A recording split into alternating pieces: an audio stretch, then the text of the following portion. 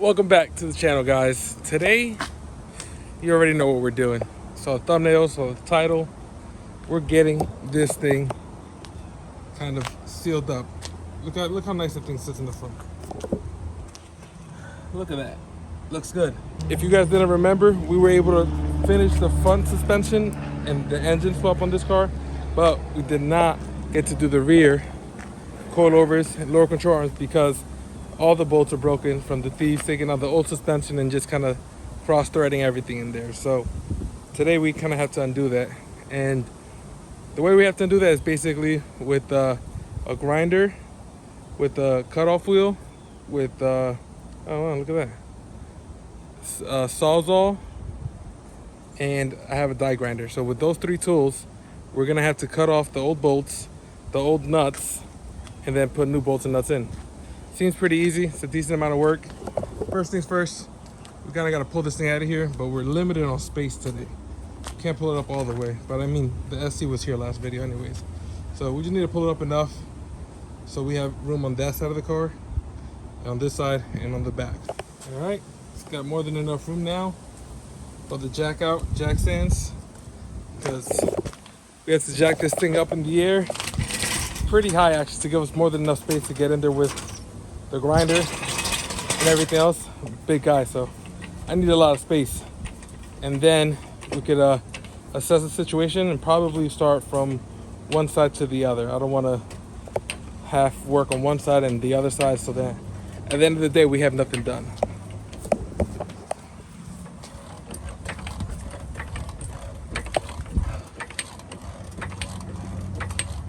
All right, we're all jacked up. Got my tire there just to save me in case these fail. They are the OG Pittsburgh ones, so we'll see. They've been good actually. Anyways, here are the tools we're gonna use. Face shield. I don't have regular glasses, safety glasses. Sawzall, die grinder, regular grinder, all with cutoff wheels, and then that with the Diablo blade, because we have quite a lot of cutting to do. I didn't realize it, but cousin Gary had the tough side. Well, he had a tough car, but if you can look, the bolt is broken here, and then if you look on this side, the nut is broken there. So I'm hoping that when we cut this nut off, we could just punch that through down there, and that'll take care of this one. This one is not a big deal, whatever. This one, it's a super tough one. So what we're gonna have to do on this one, and I hope we get lucky, is we're actually gonna have to cut on the inside of this subframe. So we're gonna have to cut on the bushing for the lower control arm over here, right against the outer subframe, and same thing on this side. See all the rust there? So you can tell we're gonna have an issue. So what that'll do is that'll pop the lower control arm out, which then will allow us to do the strut. But also we're gonna have to figure out the backside, because I'm not sure you guys can see in there, but it's a recessed nut, and that's gonna be tough. So yeah, and then you guys can see remnants of where cousin Gary caught it on fire right there.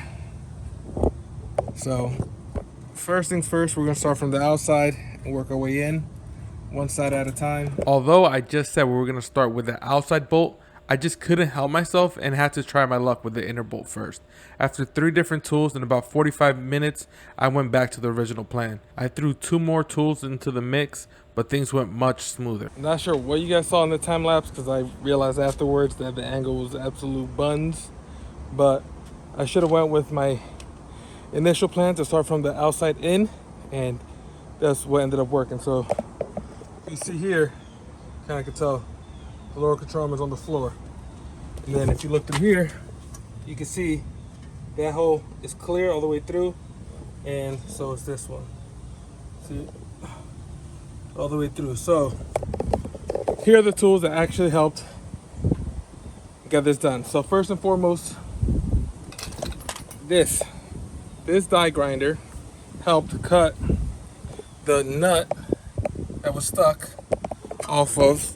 So actually, this is actually the back that goes right around here somewhere behind this over here. So with the die grinder, I was able to cut this off. There's that. And then you guys saw me struggling with this hacksaw over here, and you guys can see there's some remnants of that. But then I realized after I removed this bolt, I was able to kind of move this, and I realized that what was actually seized was the bolt inside the bushing over there.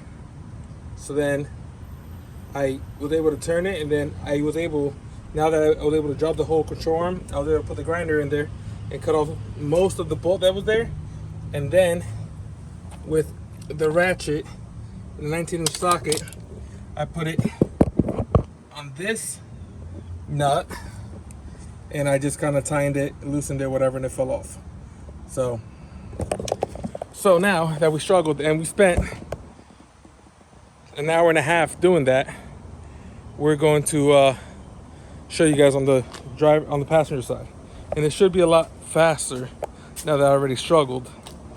But I think we have a little bit of a different situation on this side. So I did see from the other side that bolt is also broken on the lower control arm, so we're gonna have to struggle the same way in there.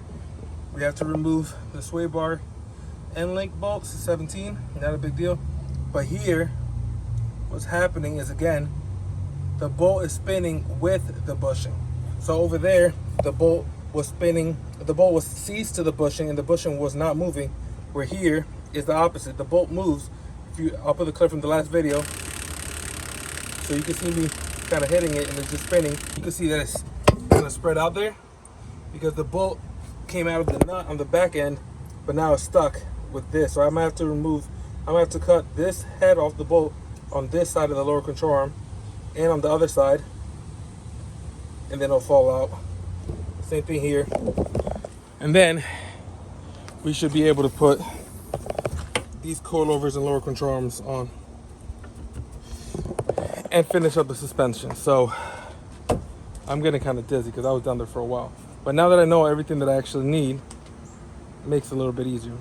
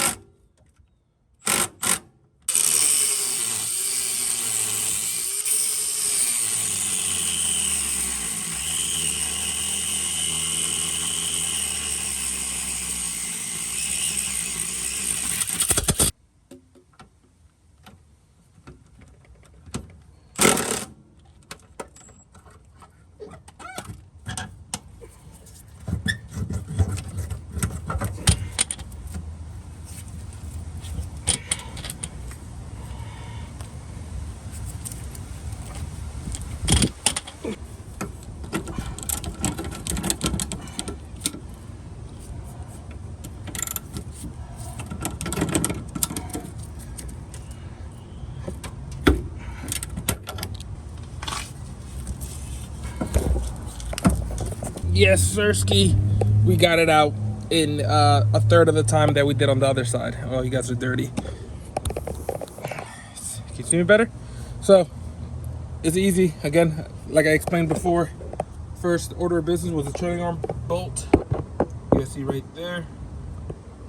Easy. And this one, that one was just the same thing. Cutting it with the grinder on the inside. And then, because there was so much left on this side, I didn't have to remove the nut on the back for that one, but I did anyways, because as I was spinning it, I would expect, I don't know if you guys can see that, but you saw it's rounded out. So there's still some threads, some good threads in there, but because I knew what we were coming to, I came prepared. So from my stash at home, I brought rear suspension bolts. So here we have 6 bolts, 6 nuts. So that makes it all easier today. So now is the easy part. So if you were just watching to see how to remove stuck bolts on your suspension, your video ends here. But if you want to watch me finish this up, let's get it. We're gonna remove these 14s now. I think the Impact still has the 14. Yes, sir, it does. So let's do that on camera. So that's gonna remove that one. Okay, that's gonna fall. Oh, almost lost that. Why is my focus so bad? All right, same thing here. That one's already missing in the back. So there's that one. All right, let me just come over here.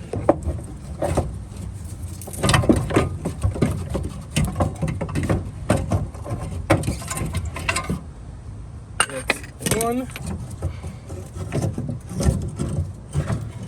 And that's 2. So now, you guys know the deal. We get the new struts. I don't think it matters which side is which. Put them up.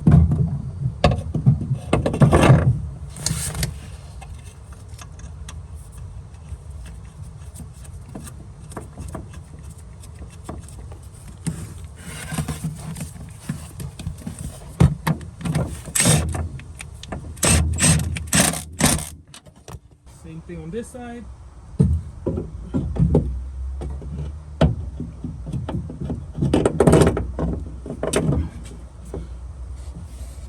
Oh wow, gotta love when that works out that good. So let's just, oh no.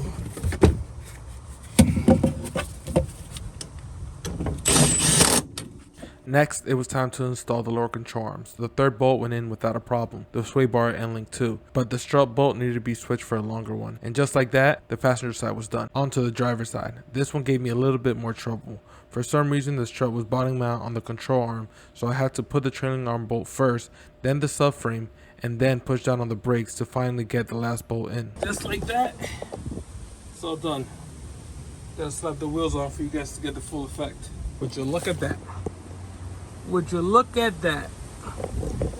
Now we got the suspension nice and leveled, and we got rid of all those rusted bolts. So that means we could mess with the suspension now without having to worry about like it being a whole day fiasco like it was this time. Technically a day and a half fiasco. And we don't have to worry about any of that. I also saw some things under there. I'll probably show you guys in a later video, but there's been some suspension work down there. But Uncle Rigo actually texted me like a day or two ago, and he asked if we were down to go to the track. And track season's almost over, but now I have a running and driving car. Well, I have a car that runs and now has good suspension. So I'm kind of thinking maybe we'll take it to the track in 2 or 3 weeks. Let me know what you guys think about that, because I would like to get at least 1 session done this year. But I got a mess to clean up, and I gotta get home to get this video ready for you guys. So with that being said, make sure to comment down below, give it a thumbs up if you enjoyed it, subscribe if you haven't, and I'll see you next week for another video. Peace.